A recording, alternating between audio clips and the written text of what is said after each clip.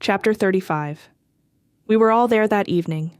Olav was propped on the bias across the davenport.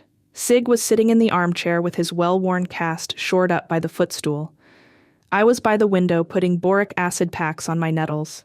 Despite my discomfort, I felt triumphant that Eric and I had gotten back home in one piece. I said to Corey, "I think I'll call your mother and tell her there isn't a turd shoe unless she wants to count the sores on my legs." Eric was sitting on Freya's lap, whining about the lost cat skull and his lost hat, something he'd been doing since we had found our way back home and told the family about our adventure. Sig perked up. "Gee, you lost your hat. I saw an old tramp walking down the road wearing it." We didn't know whether to believe him or not, but he swore it was true. That made Eric cry even more, so finally Corey beckoned for him to go with him to tend to the horses. Before long, I saw Corey and Eric riding by on Saudi. It worried me. Saudi and Corey were the best of friends when they had all their feet on the ground. She would nuzzle him and search his pockets for sugar lumps, but when he was on her back, she regarded him as a horse of a different color. Even worse, Saudi didn't like riding double. I watched as they rode up to the gate. It seemed that they were ready to dismount when, without warning, Saudi reared up on her back legs.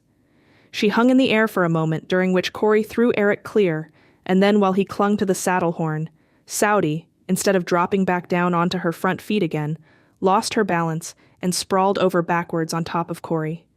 She lay there thrashing, rolling from side to side, trying to regain her equilibrium. "Oh God!" I screamed, and ran to the back door. Eric was running up the hill screaming. Freya caught him in her arms. I started toward Corey. By the time I came to the pasture, Saudi had untangled herself and was galloping wildly down the hill. By then, Corey had propped himself on his elbows and knees, rocking himself back and forth as if the rhythmic motion could subdue the pain. I knelt beside him. His eyes were glazed. "Don't touch me," he moaned, and began crawling toward the fence. From there, Freya and I did what we could to help him to the office. We got him onto the davenport, covered him with blankets. I wanted to take him to the hospital, but he muttered, "Nothing they could do tonight anyway. Wait and see how I am tomorrow." "Are there any broken bones?" I knew that he was a past master of broken bones, and that he should know the feeling. Like the broken leg from cranking his car, and the broken ribs from falling across a cornice on a high building, and his mangled fingers which he had caught in the molding cutter, and his broken wrist from crashing at a national jumping tournament, and... He mumbled, "I'm not sure." I knew that what he wanted more than anything was just to be left alone, not poked at or explored. So I got him a hot water bottle and a couple of aspirin, and sat until I was sure he was as comfortable as I could make him. I kissed him goodnight and went to the house. After everyone else had settled into bed, I made up the davenport and dropped wearily down to rest. But my mind wouldn't disengage. I thought about the first time I had stood on an icy cliff and watched Corey soaring 200 feet through the air. I had tried to adopt the philosophy of women whose husbands engage in dangerous pursuits.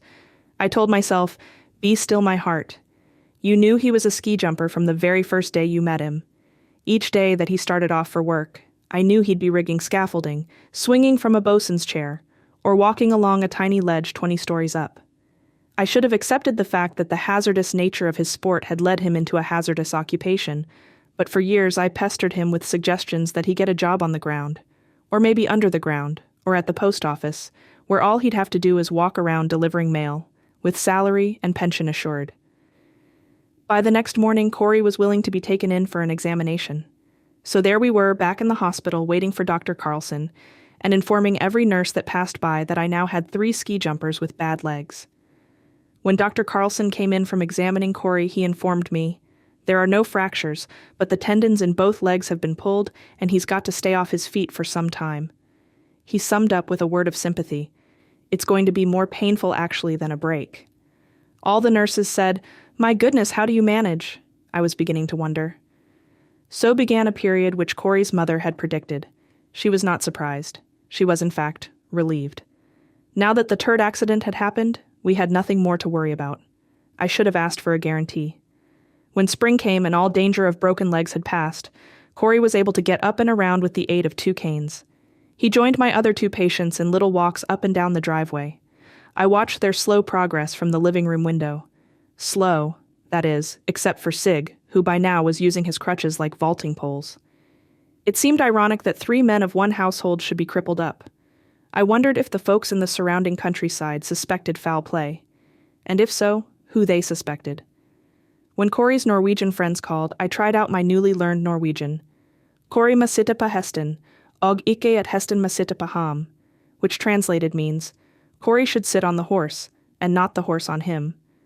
When Sig graduated from the 8th grade, still on crutches, he was the star of the ceremony which the whole community witnessed. "Oh my goodness, you mean that handsome young man broke his leg ski jumping. How brave!" Eric was still unhappy that I hadn't taken him into the woods to find the cat skull. But he had a victory when his teacher stated that he was the brightest boy in the class. I told Freya to run over to Mrs. Chapel to brag.